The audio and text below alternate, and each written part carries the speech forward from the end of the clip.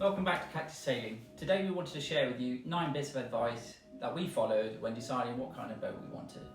We hope that you're going to find this useful when choosing your boat perhaps, and also to give you an understanding about the cost of sailing. So stick with us as we tell you how we became boat owners.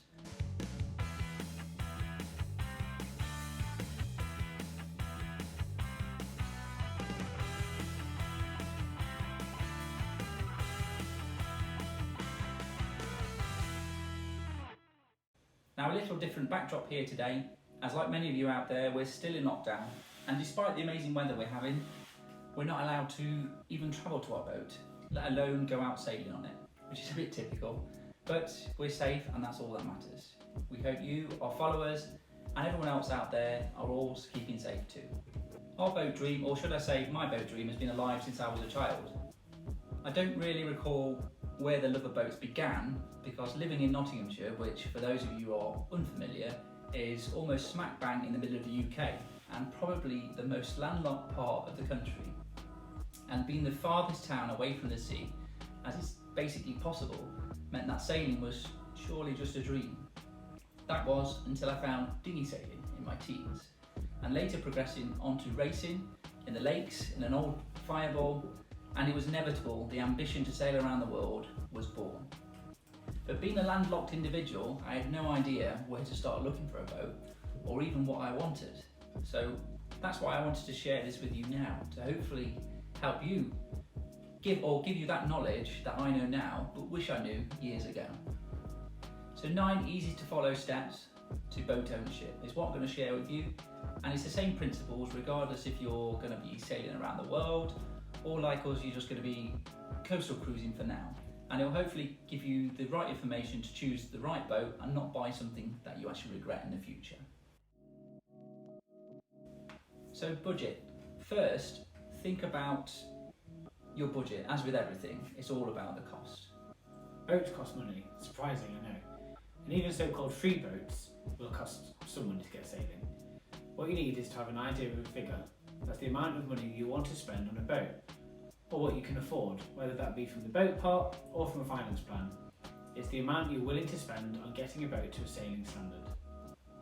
So I started my boat fund when I was 25, and 10 years later I finally had a figure that I was happy with to get a boat that I was able to use. But after all, living in the Midlands, I had no practical place to keep a deep fin keel yacht, but thankfully now we live a lot closer to the sea, which makes things easier, definitely. Another important part of your budget planning is deciding where you're going to keep the boat. We'll cover this in more detail later, but there are typically 3 options, all of which vary greatly in cost and practicality. You might, of course, be casting the lines off for good, which means you don't have to worry about marina fees, well, too much anyway. But it does mean you need to think about how you're going to moor the boat. Are you always going to be on anchor, or are you going to be visiting marinas occasionally? Once you have a plan of where you're going, a good marina guide can help you, of course, and help you understand where you're going to stay for the night. Marinas are obviously going to charge you for a berth, which you need to budget for, whereas sleeping at anchor is going to be completely free. You just need to have confidence in your anchor and be prepared to stay on board in a blow, which is a bit like isolation right now because you can't leave the boat. So, you've got your boat and you know where you're staying. Check and check. But before you put your wallet away, you will also need to bear in mind the maintenance costs. Treat your boat a little bit like a self-build, and like with any self-build, try to include a contingency. A good tip here is to do as much work as you can yourself. For example, we service our engine, we do the anti-fouling, and you can see those in our winter works video. And we even go as far as wiring in our own navigation equipment, along with fitting our own windlass. When we got the boat, it didn't have a windlass, but I was quoted £3,800 to fit one, and that was if I provided the unit as well, and they would only fiberglass it in. £3,800, that would be my contingency right out the window. I did find a second-hand windlass on the internet and installed it myself, and that was for about 1/10 of the figure. And you can find that video in our DIY section as well, and I might just stick a card up there for you to click on. But it does show you that you can save money without cutting corners, especially on some of the big bills. But some are unavoidable. I mean, I don't have a crane or a DIY method of lifting the boat out, for example. So now you should have an idea of what you're prepared to spend on a boat, rather than thinking about how much does it cost. because that question has infinite answers. As I mentioned earlier, there are typically 3 or 4 options for mooring. So the first is swinging moorings. These can be quite cheap, good value for money. They're fairly easy to moor up to, providing you've got enough water underneath you. The thing with swinging moorings is they do come in many different areas. Some are in small sailing clubs, which have them for an income, and some are in larger areas like the entrance to a marina or in a river somewhere. The really cheap ones might dry out when the tide goes out, or are only suitable for a boat with a draft of, let's say, 1 metre, which severely limits your options. Yeah, and trot moorings. These can be relatively cheap and again can be tidal, so you need a boat which can take the ground twice a day, or a trot that doesn't dry out. With either of these, you need to be prepared to sail on a strict timetable, keeping in line with the tides. Yes, because we all know that the tide will wait for no man. We started on a trot in Portsmouth, and although it was accessible at all times, it was a little too shallow on the shore side, meaning we could only tie up on the starboard side. And if the wind was really blowing in the wrong direction, it was a right pain to set off, or even moor up without getting the ropes tangled around our keel or around our propeller. That and having the boat in the middle of a river during a stormy night, it actually kept me up at night, just thinking about it. Once, we had to wrestle the boat back onto its trot mooring in 35 knots of wind, as it was too strong to pull in. I almost lost a couple of fingers as the rope snagged on a cleat, and even then, with both of us on the ropes, we failed miserably and resorted to having to use a winch. A winch! Which to moor up, it should not be happening. Another thing is to remember is that some moorings only allow up to a certain size, or only for a certain period of the year. So for example, some don't allow overwintering, and you might not even be able to get insurance on them over the winter as well. So you need to find storage for your boat over winter. That might be dry storage or a different winter mooring, which all costs money. The other option, of course, is a marina berth. These are mostly accessible at all tides, and you can step on and off the boat, which is a big deal when bringing items to and from the boat. Trust me, that is a very big deal. Can you remember that day when we headed off to the Isle of Wight for the holiday and it was raining and very really windy? Yeah, we were on a trot at Portchester, and the time we had to load the boat with a new battery and luggage for the week, I'll set the scene basically. We arrived at the sailing club at, let's say, 7 in the morning, and it was drizzling, and we had missed the tide by about an hour, so unable to tie the dinghy up to the pontoon. Kenny takes the dinghy down the boat ramp, which at lowish tide means there's an extra 100-metre walk with a dinghy and everything else. I've got a bag on each shoulder, dog under my arm, 1 child on the back. Oh, and it's now raining. Yeah, and imagine me then in an inflatable dinghy in a very choppy river, trying to get an 120 amp hour battery off the boat weighing 30 kilograms, 4 bags of luggage, 2 kids, a dog, and I had to do 3 trips that day. 1 with a battery and luggage by myself, 1 with Jeff and the dog, and the last with Craig in summer. It was a little like reenactment of that riddle, the chicken, the fox and the corn. I was not happy. And Summer, she was slowly turning into a very cold and very wet version of Regan from The Exorcist. Trust me, if you want to avoid this, get a marine berth. Yeah, but marinas are the most expensive of all. Just as a cost comparison, a swing mooring or a trot mooring could be as cheap as a few £100s for the whole year, whereas a marina can cost a few hundreds per metre. Although outside of the Solent, that said, there are some good deals to be had if you look around. So does size really matter? Well, yes. And this depends on whether you are casting the lines off and heading into the deep blue sea, Like we want to in the future. or sailing the UK coastline. Like we are now. But why does that matter? Well, your boat is more than likely going to need something, unless you're lucky enough to find somebody hanging up their sailing boots for good, and they're going to give you all of their equipment in A1 condition. So you might need some new ropes, an anchor perhaps, some chain, maybe some standing rigging, fittings, or some winches or through hauls. While bigger boats need bigger ropes and bigger anchors, so the costs will be higher. Larger boats might have 2 heads as well, or bathrooms, which means twice as many through hauls to service, and a longer haul means more anti-fouling, more paint required to paint the bottom, more sail area, more canvas, more electrical systems, more lights, more of everything basically. And more importantly, higher haul outs and storage costs, because remember, they charge by the metre. The haul out cost for our boat, 30 foot, is typically around £300 or thereabouts. There are cheaper places and obviously expensive ones as well. Some of the cheaper ones might involve moving the boat elsewhere though, which is never a quick process to get some work done.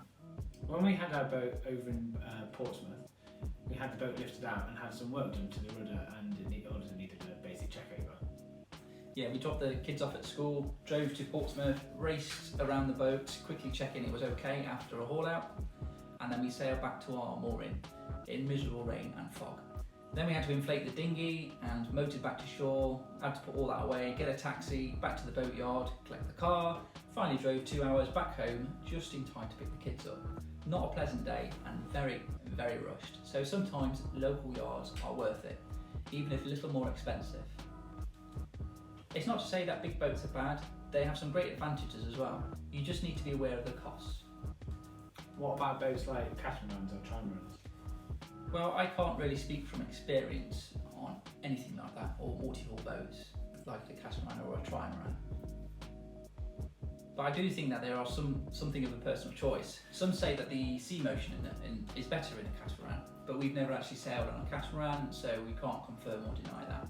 Some people like cats, some people like tris, and others like us, we like monohulls. All I know, the price tag for a multi-hull is something that's far beyond our realms of affordability. That, and they are often more difficult to haul out, especially in the UK where cats are not really the norm, so some yards don't have the facility for them, especially where we keep our boat anyway. One area where size does make a difference is in your speed through water.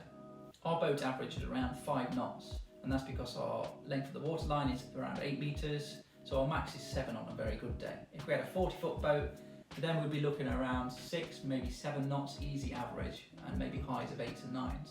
But this can give you the difference of up to 3 hours on a 50 nautical mile passage. So on a smaller boat, you can be more exposed and out there sailing in foul weather a lot longer. With that, we hope it helps decide what size or what type of boat you want and can roughly afford, or with a little research, how much you need to add to the boat pot. So, blue water or cruising yacht? What is the difference between a blue water and a cruising sailing yacht? Well, blue water, I honestly believe it's different for everyone. You know, many people buy off-road cars and like 4x4s that never even venture off the tarmac. And boats aren't much different, with many blue water boats never actually leaving the Solent. For us, realistically, we are going to be sailing around the UK and French coastlines, maybe even as far as North Spain if we're feeling a bit brave. And that's for a few years before we even think about setting off to the Med, let alone across the Atlantic. Therefore, a well-founded boat with good cruising credentials was on the cards. When we want to become full-time liverboards, I think we will want something a little bit bigger, maybe. Something big enough so I can keep my sheep, my chickens, and maybe a small veg garden. No, maybe a potted plant.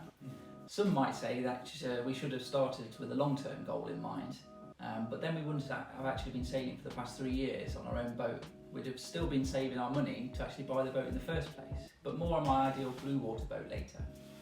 I think what you've got to be is you've got to be honest about what you're going to use the boat for. For us, as we said, it's coastal hopping and crossing the Atlantic and Pacific, or more once-in-a-lifetime things for later. And whilst people do cross the Atlantic in boats smaller than ours, such as the Jester Challenge, I don't know if you've ever heard of that, but we would want something different for that kind of thing, something a bit more comfortable. And the best thing I've ever learnt about boats is every boat is a compromise, and at the minute we are compromising a little on the boat speed and the sea kindness of the boat. After all, our boat is relatively lightweight, but it packs a lot into the 30 foot, so we get great accommodation and an easy sail plan and a modern sailing rig, all on a low maintenance plastic fantastic GRP hull. I mean, you just have to hose it down and it's clean. There's no sanding, there's no varnishing or spending my afternoons polishing brass. We could have had a long keel 30 foot boat, but we wouldn't function very well with it, and I'd always be sanding it. Can I just check? I thought you said no sanding. Oh, yes. Moving swiftly on, perhaps. They say sailing is all about the journey, which, yes, I agree, but you know, you might spend 30 to 40% of your time sailing, the rest is going to be at anchor or in a marina or actually exploring the shoreline that you're actually visiting. So comfort is quite high on our list, but it's important to note that we're not skimping on safety. Our boat is A-rated, RCD Ocean rated, and whilst we wouldn't normally go out into a storm, we know that the boat would be able to cope far better than perhaps we would. And also when we speak about blue water, you might start to see different sail plans. So a sloop, a cutter, or a ketch, or a cutter ketch. Now in my opinion, it's nice to have a selection of sails to choose from, because this gives you flexibility in different wind strengths. While sailing on a sloop, once you're reefed down, the genoa loses its shape, and then that's when a staysail or a cutter rig would become beneficial. Equally, it's where the appeal of a ketch would come in for even further flexibility and better boat stability with its mizzenmast.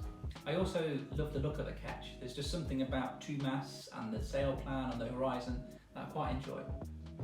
But I think you also need a larger boat to pull off a ketch rig. A 30-foot ketch with a mast just plonked in the middle of the cockpit just didn't quite cut it for us, so we opted for a sloop. And that's more through availability than choice, to be honest. My only request was that whatever boat Kenny decided to buy had to be high enough downstairs so I could stand up, and it had to have a seat at the bow where I could sit with nothing in front of me but the sea and the sky. So, new versus old. Kenny? Well, for us, I think it's old without question. The price tag on new boats is quite a lot, and you literally get nothing with them. Everything is extra, from spray hoods to nav equipment. Therefore, quite often they are minimally equipped. And if buying a house were about location, location, location, boats are all about equipment, equipment, equipment. If you can afford new, then great. You can often specify everything you want, and you will know the boat's history for sure. Obviously, second-hand boats do come with a bit of a risk and a shady history perhaps, with some bodged repairs, especially electronics, so look out for that. I spent longer looking around my boat than I did actually the house we bought, but there's still so many little hidden crevices that I'm yet to investigate and hopefully never have to go into, because they're hard to reach and you end up having to do boat yoga. Older boats tend to be better built in my opinion, and yes, it's a bit generalist, there are some terrible old boats too. But looking at some of the newer boats at the boat shows, like the Southampton Boat Show, the materials used we feel are often cheaper and low cost stuff. I'm not sure how they will stand the test of time. And when I say older boats, I'm not just talking about your Moody's and your Westerlies and the things built in the 70s and 80s. There's some cracking boats out there from the 90s and even the 2000s. So maybe let's change the word from old to pre-loved. And good boats are still being made today. They're just very expensive. I'm sure they'll depreciate with time, and maybe some of those will hit our list as well. A watch out tip when you're looking at your older pre-loved boats is to check for original equipment, such as the standing rigging, and that's the metal cables holding your mast up, because they don't last forever, and they're very expensive if you want to get them changed, so you might have to factor that in. I often see boats advertised as being well maintained, such as, I don't know, a 1986 boat, original rigging, original sails and original engine, and clearly nothing has ever been replaced or maintained on it. And that's going to cost some money to get it into a seaworthy condition, yet the owner is still asking for a hefty price tag. Now our boat was built in 2006, mass produced yes, but still made from great hardware and materials. There's still real wood in there, and it's a staple of many charter boat companies. Boats like ours must get more use in the first 5 years than some boats do in their entire lifetime, yet they still look serviceable, so they must be doing something right, yeah? Older can be good, just look out for a decent maintenance history. Ours had just had a new engine, new sails, new rigging, and truly was ready to go sailing. Also, it's about experience, so don't underestimate what you can learn about your boat whilst being at sea, and that's about sailing it. Oh, so it's not like where you can put your wine glass on your favourite book?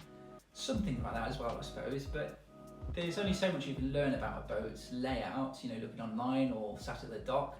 There are many sailing clubs up and down the country with all sorts of different boats, with many of the members actually actively looking for crew. And there's also sailing crew finder sites such as Crew Finder, or there's plenty of forums and member associations. So if you don't have a boat yet, there's plenty of opportunities out there to find crew, and I'll drop some links in the description. Also, if you're learning to sail, you would also do so on a school boat, so it can give you a good sense of what you like and what you don't like on a boat, including how you like your sails to work, and whether in-mast reefing is for you or not, whether slab reefing is for you, which it is for me. I started to learn to sail at the age of 14, sailing dinghies, a laser no less, and then I moved on to fireball racing in the lakes and reservoirs up and down the country. And at 22, I randomly booked a day skipper course in Greece. And that was when I got hooked into sailing big boats. And me, my passion is farming, gardening and cooking. And until I met Kenny, I'd only been on a party boat in Corfu at the age of 9. And a terrible ferry ride to the Isle of Wight when I was 10. I had no experience whatsoever. But now, I can safely say I can competently tie a bowling knot. So armed with all that knowledge, we had a budget to stick to. Must be small enough for cheaper moorings and maintenance costs. Must be big enough to fit 4 people in comfortably with space for us all to sleep. And it must be capable of UK cruising and a little further. And must be low maintenance, so white decks, no teak, slab sails, and a few other prerequisites. So the best thing you can do is research and then do some more research. My favourite go-to sites are Apollo Duck, Yacht World, and there's also Boat Shed out there where sellers take hundreds of photos of each boat for sale so you can get a feel for what it's like, looking at the layout, what it's like inside and on deck, and also have a wander around a marina or two. See what everybody else is sailing in your area. Sometimes there's often a favourite. And a fountain of knowledge is right there with most of our sailors because we'll waffle on about our boats for hours and hours. Just ask us. Yeah, I know it. But the best thing by far is time spent on a boat. Living on it, cooking on it, playing games on it with the kids, and actually sailing it. Yeah, knowing how a boat performs upwind and downwind, because if you ask a sailor what's the best boat, the answer is usually his or her own boat, of course. So, what is the best boat, Kenny? A Bavaria 30 cruiser called Sea Cactus, of course. During my time gaining my Yachtmaster qualification, I did a lot of time with sea schools and doing some qualifying passages on loads of different boats. So that gave me a flavour for things like Bavarias, Janus, a couple of Dufors, and even old boats like Fisher motor sailors and these kind of things. And I was also very lucky to experience some awful weather along with the good weather. I mean some really, really awful weather. During some of these qualifications, so I knew how boats handled. I even did my Yachtmaster in my practical exam in a 4.7 gusting 8. The third reef in the mainsail and a tiny bit of genoa around taught me a lot that night. I was green more than once on that journey. My own fault, I suppose, for taking my exam out of season, but at least now I know what my limits are. I also chartered a few boats in the past as well in Greece. Our first boat we chartered together was a Bavaria 40 foot, which I skippered bareboat with Craig and the kids. We had never stepped on a sailboat before, but it gave us a great idea to what we might like in a sailboat. I really did love that boat. Bearing in mind what we wanted to do, we had a small short list of affordable boats, from 26 foot to 34 foot, in various dates and in various varying ages. I was toying with the idea of a westerly Centaur. It could take the ground and it's a fantastic entry into sailing. But it's not really a family boat, I don't think. We would have thrown one of the kids overboard in year 1 on that boat because they're quite small. Maybe parents will understand that. Then there were the cheap old boats, Nicholson 32 and Elizabeth 30 and an overpriced Contessa 32 that we saw. They reminded me of the 80s caravans. Yeah, we did buy an 80s caravan at once, but that's a completely different story. We actually went to see a Contessa 32 in person, and the forecabin was literally a coffin. The heads were smaller than the smallest shower you've ever been in, and a bit smaller than that. Yeah, and I was doing a mental snagging list, and it was increasing with every turn of the head. From rotten ropes to rusty rigging, dodgy interior, and leaking sinks, even had mouldy bananas in the bilge. And it was at this point I realised that I didn't want to spend the first few years of sailing, not actually sailing, but doing the boat up. I just wanted to sail. And whilst we were in the Solent area, we visited a broker up the road selling a Veneto 32, which was equally as tatty, and a Dufour 30, which we quite liked because it didn't feel closed in, and it had some decent room on board, but it was a bit more than what we actually wanted to spend. So going back online, I stumbled across a listing for a Bavaria 30 for sale, and it was within our budget. So we popped down and looked at it, which was fairly well appointed, and I did actually make an offer slightly below the asking price of 38,000. I think I offered 34,000 because it did need various things to make it ready for sea. Because although it looked as if it was well looked after, it had no navigation equipment whatsoever and no electronics. But it was declined, and I was quite surprised by that, to be honest. Well, it wasn't to be, but saying that, in hindsight, it was on the wrong side of the UK, in a very tidal Bristol Channel, and we wanted to be down on the south coast. And the logistics of getting it down south for a newbie yacht owner was a little daunting, and as luck would have it, there were more for sale. Yeah, so a few weeks later, I disappeared off down south one day after finishing work early, and I viewed a Bavaria 30 in an old naval marina. There was nothing wrong with it on the surface, but it was clear the owner had not visited it in many months, or perhaps even years. So I figured the maintenance on it would be similar to that, i.e. nothing. And with limited history, I walked away with another wanted view in the same area. And it turns out I had a bit of explaining to do when I got home. Yeah, I think it went something like, Craig, what do you think of this boat? And then he gets the phone out and shows me all the pictures. Yeah, it's nice, I say. Will it fit us all in and the dog? And he says, yeah, it will, yeah. How much is it, I ask? It's cheaper than the others I've shown you. He's famous for being vague, is Kenny. Yeah, I like it. And he says, well, that's good then. I might have bought it. So there you have it. We bought a boat, but wait a minute, I'm sure there's going to be some more questions, like, would I buy a Bavaria 30 again, knowing what I know now? And also, how does the boat buying process work? Because that's something we didn't know. And I'm sure there's many more questions, but we will answer those in a minute. But if there are any more questions, then please leave them in the comments below. So, question 1, would you buy one again? With the same budget and criteria, yes, simply put. It's okay in heavy weather, or anything that we'd actually want to sail in. It's comfortable, it's lower cost than something larger, and like I say, it packs a lot into 30 foot. Ultimately, it gets us out sailing. The kids like the boat, Craig likes the boat, and it's nice not to be a solo sailor. So as they say, a happy crew makes for a happy skipper. And finally, how does the boat buying process work? Well, okay, so, and this is very UK specific, but once you've decided on buying a boat, it's best to have a sea trial. If the boat you're viewing is in the water, this might be possible right away.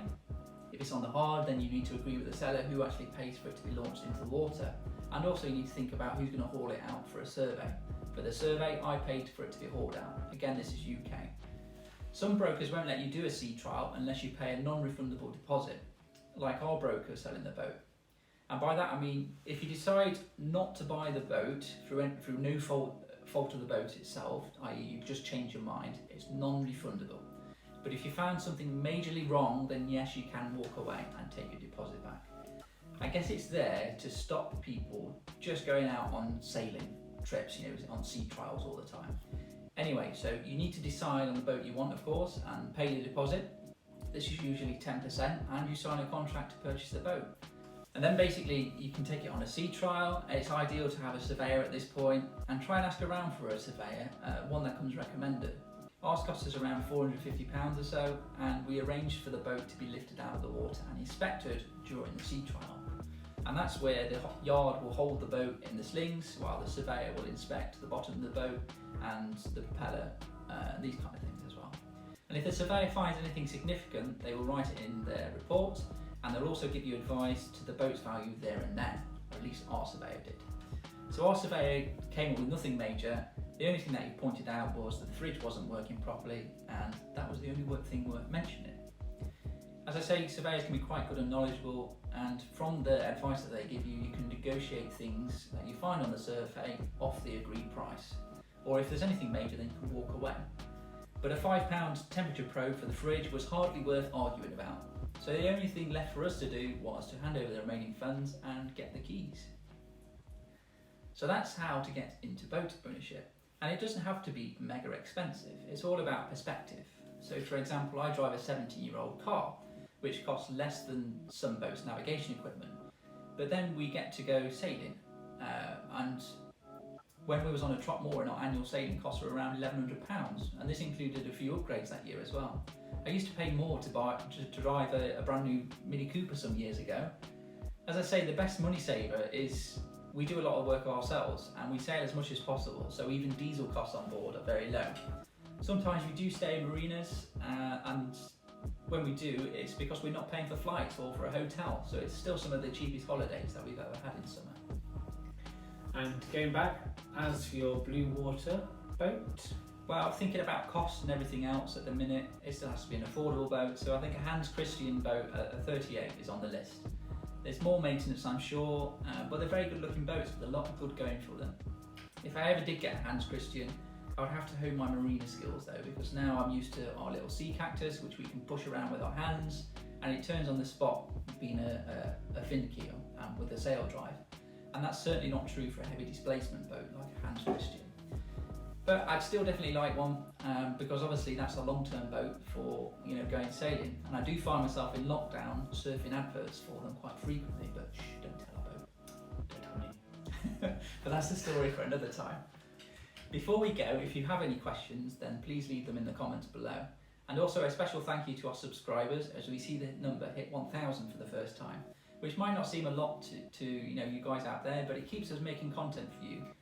And a special thank you to our patron Cornelius. Every little helps towards camera equipment and such like and things like this. And also here's to season 3. As soon as we can get on the boat, we're going to take you sailing live. So hit that subscribe button and the little bell icon at the next to it, and that will ensure that you don't miss out on the notification for that one, because we will be going live. Until then, keep safe and see you soon. Bye. Bye.